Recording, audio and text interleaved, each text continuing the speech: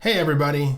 In the film industry, a synopsis and a tagline are two very different things.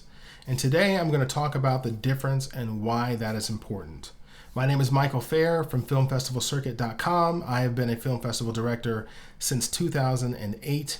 And if you want to learn more about my company, it is filmfestivalcircuit.com. If you want to learn more about my book, it is called the Film Festival Submitter's Handbook, and one of the topics in the book is something I'm going to address today, and it's an email that I get almost every single day in almost every single festival. Why do you ask for both a synopsis and a tagline? Well, first of all, as a film festival director, we're evaluating hundreds of submissions every day, so we see common problems and trends and mistakes that people make. And if you're very new to the industry, like I was at one point in time, a long time ago, you realize that a synopsis and a tagline, not only are they two separate things, but they are used for two completely different purposes when it comes to marketing. And it's important that you don't make the same mistake that I did, because when I was a filmmaker and I created a short film and I submitted it to film festivals, I would just copy the synopsis and tagline and paste it in both boxes and boom, send it out the exact same statement because it was a short film. And I did not feel that it was important. But it is important, and let me explain why.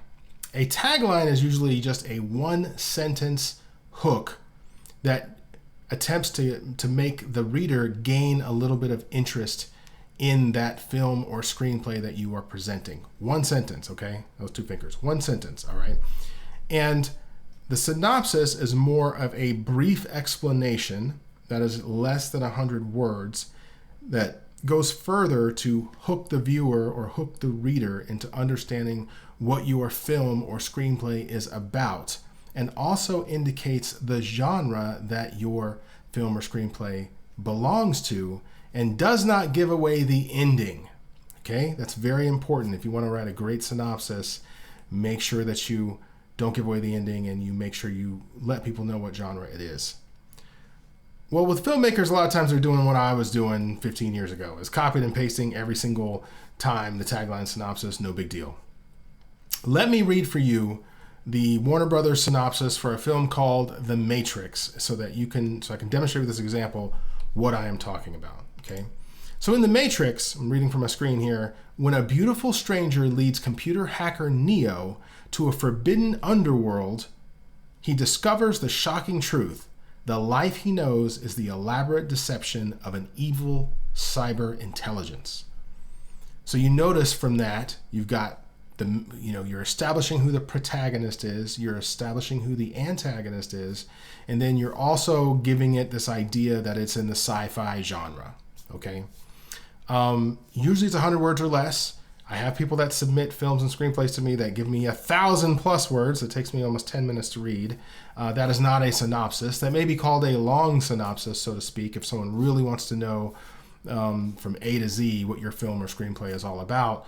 But that's too long to post in a social media post. That's too long if we're screening 25 films at a film festival and featuring 50 different screenwriters that are up for awards. Can you imagine trying to put 1,000 words for each of them? That doesn't work, okay, in a brochure, and nobody's reading all that, okay? You don't want to throw a synopsis as 1,000 words into something. Keep it below 100 and hook people into building the curiosity to read your screenplay or watch your film at the screening at the film festival, right? Now, as opposed to a tagline, so the tagline for The Matrix is, "Welcome to the real world." So you're probably thinking to yourself, well, that's short. Welcome to the real world is like a mysterious statement that is initially supposed to be there just to get the initial interest of someone, for your film or your screenplay, just to get that initial interest. Notice it's not revealing the genre. It's not revealing anything. It's just giving you a one-sentence hook that I was like, I wonder what that's about. And also, plot twist, okay, it's great to put your tagline on your poster. Half the film festival submitters that submit stuff to us don't include a poster either.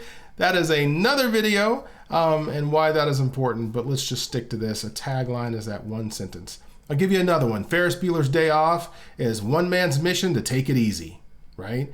In Alien, it is no one in space can hear you scream, right? one sentence hook you in versus the When a Beautiful Stranger Leads Computer Hacker Neo, what I just read earlier. Tagline and synopsis. Now, there's a point of confusion here because on Film Freeway, there's not a separate dedicated box that says this is your tagline and this is your synopsis. They give you one box that says synopsis only and they don't list the tagline. I don't know why this is. I have emailed support in the past to get them to add that because it is a standard in the film industry.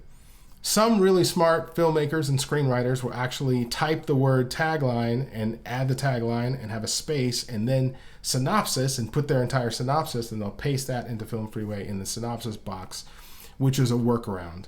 What we do at our film festivals is if you submit on Film Freeway specifically, we import your data into our system on our website at filmfestivalcircuit.com. And I'll often reach out and say, hey, do you want to add a tagline to your submission? Usually I get this huge question mark. It's like, what's that? Or I get someone copying their synopsis twice and giving it to me and saying, put this for the tagline and put this for the synopsis. On our website, you can actually log in and edit it yourself. This is a common mistake. So you might be saying to yourself, well, Michael, why does that matter? My film is 7 minutes long. Who in the world cares if I have a tagline and a synopsis? Think about the film festival circuit as training. It's like you're training yourself to eventually you're going to go on to develop a long series, or you're going to develop a feature film, and you're going to be in the real film industry, not just the film festival circuit where you are just exhibiting your work or trying to get awards. Now you're trying to monetize your work and make some return for your investors when you take that next step. When you take the next step, a tagline and synopsis really those two things are asked for. Those are an industry standard. You want to practice creating your industry standards now so that you're not in shock when you enter the film industry where you're trying to monetize your content. And I see this mistake all the time. It's okay if you're new, or if maybe you were blowing it off, or maybe you didn't care, or whatever. No one's ever pointed it out. I totally get it. I was like that one day.